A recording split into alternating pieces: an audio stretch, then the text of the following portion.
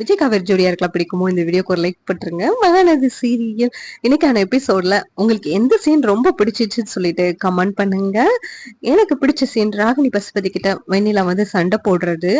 என்னம்மா உனக்கு இவ்வளவு லேட்டா இவங்களை பத்தி தெரிஞ்சிருக்கே அப்படின்னு சொல்லிதான் தோணுது.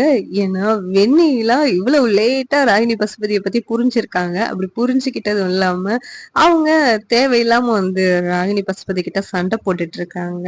அப்படி சண்டை போடாம பேசாம ஊருக்கு போனானாச்சும் பரவாயில்ல. இல்லாட்டி விஜய் கிட்ட போயிட்டுனாச்சும் மன்னிப்பு கேட்கலாம். அதெல்லாம் பண்ணாம இங்க வந்து ராகினி பசுபதி கிட்ட அவங்க என்னமோ நியாயஸ்தான் மாதிரி அவங்க கிட்ட வந்தா நியாயம் கிடைக்கிற மாதிரி வந்து சண்டை போட்டுட்டு இருக்காங்க வெண்ணிலா. இத வச்சு பெரிய பிரச்சனை விஜய் காவேரிக்கு தான் வரப்போகுது. நான் கிட்ட கொஸ்டின் மேல கொஸ்டின் வீட்டுல உள்ளவங்க எல்லாம் கேட்டுட்டு இருக்காங்க. ஆனா யமுனா எதுவுமே சொல்ல மாட்டாங்க. ஆனா கங்காவுக்கு புரிஞ்சிச்சு, நீதான் வந்து அந்த மனுஷனை போட்டு பாடா படுத்தி எடுத்திருப்ப, அதனாலதான் தாங்க முடியாம அரைஞ்சிருப்பாங்க அப்படின்னு சொல்லிட்டு. ஆனா குமரன் அம்மா என்ன சொல்றாங்க, என்ன இருந்தாலும் பொண்ணு மேல கைய வைக்கிறதா, என் பையனை நான் அப்படியா வளர்த்தேன் அப்படின்னு சொல்லிக்கிட்டு இருக்காங்க. சாரதாவுக்கும் இத புரியாம முழிச்சிட்டு நின்னுட்டு இருக்காங்க. எப்ப பார்த்தாலும் துடுக்கு எடுத்து பேசுவாங்க. ஆனா இந்த டைம் வந்து நிவின் மேலதான் தப்பு இருக்கிற மாதிரியே எல்லாரும் பேசிக்கிட்டு இருக்காங்க. எல்லாரும் முன்னாடி இப்படி அறையிறது, பேச்சு அவ்வளவு பேச்சு பேசுனாங்களே யமுனா அப்படின்னு ஒரு வார்த்தை கூட யமுனா வந்து வாயை திறக்கவே இல்லை. குமரன் யமுனாவை நான் வீட்டுல போய் விட்டுட்டு வந்துடுறேன் அத்தை அப்படின்னு சொல்லிட்டு குமரன் வந்து யமுனாவை கூப்பிட்டு கிளம்புறாங்க. உன்னை கங்கா அங்க போயும் வாயை வச்சுட்டு கம்முன்றி அடி வாங்கிட்டு இருக்காத அப்படின்னு சொல்லிட்டு கங்கா வந்து யமுனாவை பத்தி புரிஞ்சு வச்சுட்டு சொல்றாங்க. இங்க குமரன் வந்து யமுனாவை கூப்பிட்டுட்டு நிவினை பாக்குறதுக்காக போறாங்க. குமரன் யமுனா கிட்ட என்ன பிரச்சனைன்னு கேட்கும்போது, என் வாழ்க்கையை காப்பாத்திக்கிறதுக்காக தான் இதெல்லாம் பண்ணேன் அப்படின்னு சொல்லிட்டு யமுனா சொல்றாங்க. அதாவது என்ன சொல்ற அப்படின்னு குமரன் கேக்குறாங்க. அதுக்கு யமுனா, அவ காவேரி கூட பேசுறதும் காவேரி கூட எல்லா இடத்துக்கும் போறதும் இதெல்லாம் பார்த்துக்கிட்டு என் வாழ்க்கை என்ன ஆகுமோன்னு எனக்கு பயமா இருக்கு மாமா அப்படி சொல்லிட்டு யமுனா சொல்றாங்க.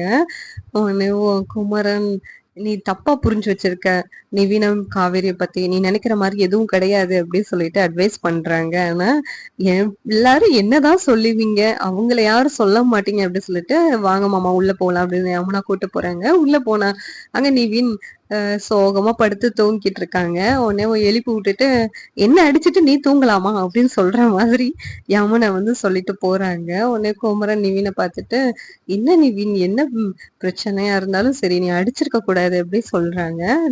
என்ன அறியாமலே நான் கண்ட்ரோல் பண்ண முடியலன்னு என்ன மன்னிச்சிடுங்க, எல்லாத்துலயும் சாரி கேட்டேன்னு சொல்லுங்க அப்படின்னு நிவின் வந்து சொல்லிக்கிட்டு இருக்காங்க. சரி அவதான் புரிஞ்சுக்காம பேசுறா, கொஞ்ச நாள்ல மாறிடும் எல்லாமே அப்படின்னு சொல்லிட்டு அட்வைஸ் பண்ணிட்டு குமரன் கிளம்புறாங்க. சரி காவேரி வேற கூப்பிட வேண்டியது இருக்குதுன்னு சொல்லிட்டு காவேரிக்கு கால் பண்றாங்க. காவேரி, மாமா நான் எக்ஸ்பிஷன்ல தான் இருக்கேங்கிறாங்க. இங்க எக்ஸ்பிஷன் பூட்டி இருக்குதே, அப்படி இருக்கும்போது நீ எங்க இருக்கேன்னு கேட்கும்போது காவேரி வந்து எக்ஸ்பிஷன்ல தான் மாமா இருக்கேன், கொஞ்சம் வேலை இருக்கு, என்ன நம்ப மாட்டீங்களா அப்படி இப்படின்னு பேசுறாங்க. உடனே குமரனுக்கு புரிஞ்சிச்சு, காவேரி வந்து விஜய் கூட தான் இருக்கிறாங்க அப்படின்னு சொல்லிட்டு.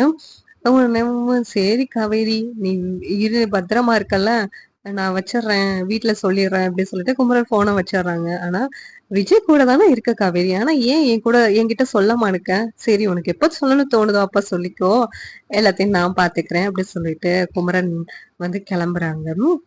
இங்க விஜய் குமரன் தானே பேசுனாங்க, அவங்க கிட்ட சொல்ல வேண்டியதானே, ஏன் சொல்ல மாட்டேக்க அப்படின்னு. என்ன தெரியலங்க, எனக்கு சொல்லவே தயக்கமா இருக்குது அப்படின்னு சொல்லிட்டு காவேரி சொல்றாங்க. என்ன இருந்தாலும் அவங்க கிட்ட சொல்லியிருந்திருக்கலாம் அப்படின்னு சொல்லிட்டு அவர் கெஸ் பண்ணியிருப்பாரு எப்படி இருந்தாலும் அப்படின்ட்டு விஜய் சொல்றாங்க. எங்க வீட்லயே தெரிஞ்சிருக்கோம் உங்க கூட தான் நான் இருக்கிறேன்னு சொல்லிட்டு அப்படின்னு சொல்லிட்டு காவேரி சொல்றாங்க. அப்பனா என்ன பண்ணுவ நீ போனா, உன்னை திட்டுவாங்களா அப்படின்னு சொல்லி கேட்கும்போது, அம்மா எப்பதான் காய்ச்சி மூச்சுட்டு கத்தாம இருந்தாங்க, மூஞ்ச தூக்கி வச்சுக்கிடுவாங்க, அப்புறம் சரியாயிடுவாங்க அப்படின்னு சொல்றாங்க. இதெல்லாம் பார்த்துட்டு விஜய்க்கு ஷாக் ஆயிருக்கு. இவ என்ன சாதாரணமா சொல்றா அப்படின்ட்டு. என்ன சொல்ற காவேரி அது, ஆமாங்க இதெல்லாம் சகஜமாயிடுச்சு எனக்கு பழகிடுச்சு அப்படின்னு சொல்லிட்டு சொல்றாங்க.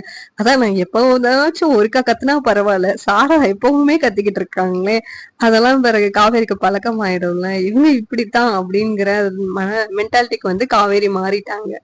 இன்னொரு பக்கம் விஜய்க்கு வந்து ஒரு கில்ட்டி ஃபீலிங், என்னதான் இருந்தாலும் வெண்ணிலாவ நம்ம இது பண்ணிருக்க கூடாது, அவ ராகினி பசுபதியோட சூழ்ச்சினால தானே இப்படியெல்லாம் நமக்கு எதிரா வந்து பேச வேண்டிய நிலைமை வந்துருச்சு. நம்மளும் வெண்ணிலாவுக்கு ஏதாவது பண்ணணும் அப்படி சொல்லிட்டு விஜய் வந்து நினைக்கிறாங்க. உடனே வந்துட்டு காவேரி, "என்னங்க வெண்ணிலா நினைச்சு கில்ட்டியா ஃபீல் பண்றீங்களா?" அப்படின்னு கேட்கும்போது, ஆமா, அவ பேசின பேச்சுக்கெல்லாம் வந்து அவளுக்கு என்ன பண்ணணும் அப்படின்னு சொல்லி தோணுது. இருந்தாலும் ஏதோ அவங்க வெண்ணிலா மாமாவும் ரொம்ப இன்னசென்ட்டா இருக்காங்க. அவங்க எல்லாரும் அப்படியேவும் பேசுறத நம்பி அப்படியேவும் இது பண்றாங்க அப்படி சொல்லிட்டு விஜய் வந்து ரொம்ப எமோஷனலா பேசிக்கிட்டு இருக்காங்க.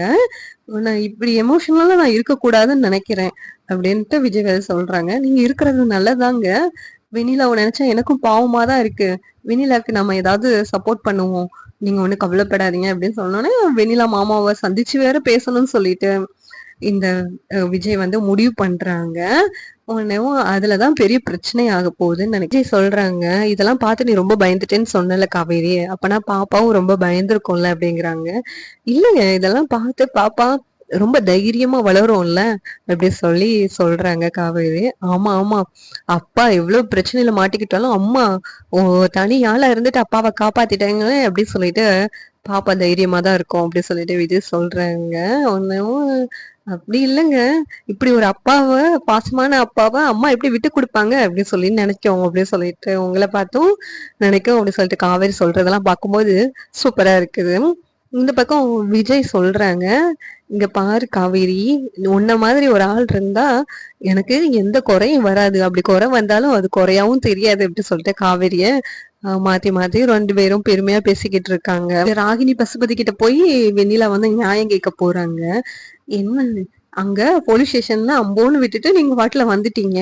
அதுவும் இத்தனை நாளா விஜய் என்ன ஃப்ரெண்ட்ஸா வேற பழகிக்கலாம் சொன்னாங்க. ஆனா வந்து இப்ப வெறுப்பா பாக்குறாங்க. இதெல்லாம் நினைச்சா எனக்கு எவ்வளவு வருத்தமா இருக்கு தெரியுமா? எல்லாம் உங்களாலதான் அப்படி இப்படின்னு சொல்லிட்டு ராகினி பசுபதியும் வெண்ணிலா வந்து கத்து கத்துன்னு கத்துறாங்க. ஆனா இதெல்லாம் அவங்க கேட்கவே இல்லை. என்ன எங்களாலன்னு சொல்லிக்கிட்டு இருக்க? எல்லாத்தையும் நீதான் அவ கூட போயிட்டு ஒளறி வச்சுட்டு உனக்காக நாங்க ஹெல்ப் பண்ண போய் நாங்க தான் மாட்டிக்கிட்டோம். அங்க என் சம்மந்தி வேற நம்ம பேரை ஒரு வார்த்தை கூட யார் பேரையும் சொல்லாம அடி வாங்கிட்டு இருக்காங்க. நீ என்னமோ போய் உளறி வச்ச ஆதாரம் தான் அங்க பேசிக்கிட்டு இருக்கு. அப்படி இப்படின்னு சொல்லிட்டு பசுபதி ஓமா பேசிக்கிட்டு இருக்காங்க. உங்களெல்லாம் நான் சும்மாவே விட மாட்டேன் அப்படி இப்படின்னு வெண்ணிலா ராகினி பசுபதியை கத்துறாங்க. உடனே ராகினி, நீ அன்னைக்கு விஜய் இல்லைன்னா தூக்க மாத்திரை போட்டுக்குவேன்னு சொன்னா இப்ப ஃப்ரெண்ட்ஸா கூட இருந்துக்குவேன்னு சொல்லிக்கிட்டு இருக்கேன். அப்படி சொன்னதுனாலதான் நான் எங்க அப்பா கிட்ட போயிட்டு பேசி உனக்கு கல்யாண ஏற்பாடு எல்லாம் பண்ணோம் அப்படி இப்படின்னு ராகினி சொல்றாங்க. உடனே வெண்ணிலா, என்னது எனக்காக பரிதாபப்பட்டு கல்யாண ஏற்பாடு பண்ணீங்களா? அவங்க பகையை தீர்த்துக்கிறதுக்காண்டி எல்லாம் பண்ணீங்கன்னு சொல்லுங்க. அன்னைக்கு நீங்க விஜய் மேல இந்த கொலைப்பள்ளியை போடும் போதே நான் கொஞ்சம் உஷாரா இருந்திருக்கணும். நான் இதுக்கு சம்மதிக்கவே மாட்டேன் அப்படி இப்படின்னு சொல்லி இருந்திருக்கணும். எல்லாம் ஏன் தப்புதான். விஜய் இவ்வளவு மனசு கஷ்டப்பட்டிருந்தா என்ன வெறுப்பா பேசியிருப்பாரு. அவரு என் மேல எவ்வளவு பாசம் வச்சிருந்தாரு, அதெல்லாம் நானே நாசமாக்கிட்டேன். உங்களை கூட சேர்ந்துதான் அப்படி இப்படின்னு சொல்லிட்டு வெளியில வந்து செமையா கத்துறாங்க. உடனேவும் ராகினி பசுபதியும், என்ன இவ ரொம்ப பேசிக்கிட்டே இருக்கிறாளே அப்படின்னு சொல்லிட்டு வெண்ணிலாவை கீழே தள்ளி விட்டுறாங்க. வெண்ணிலா உயிரோட இருப்பாங்களா இல்லாட்டி மறுபடியும் ஹாஸ்பிட்டல்ல ஹோமா ஸ்டேஜுக்கு அந்த மாதிரி பழசெல்லாம் மறந்து அப்படி இருப்பாங்களான்னு தெரியல. என்ன இருந்தாலும் விஜய் காவேரி தான் இதுல மாட்டிக்கிறதுக்கு வாய்ப்பு அதிகமா இருக்கு. பார்க்கலாம் நாளைக்கான எபிசோடு வந்து எப்படி இருக்குன்னு சொல்லிட்டு. இந்த சீரியல் நாளைக்கு எப்படி இருக்கும்னு நீங்க நினைக்கிறீங்கன்னு கமெண்ட் பண்ணுங்க. இந்த வீடியோ பிடிச்சிருந்தாலும் லைக் பண்ணுங்க, ஷேர் பண்ணுங்க, சப்ஸ்கிரைப் பண்ணுங்க. தேங்க்யூ.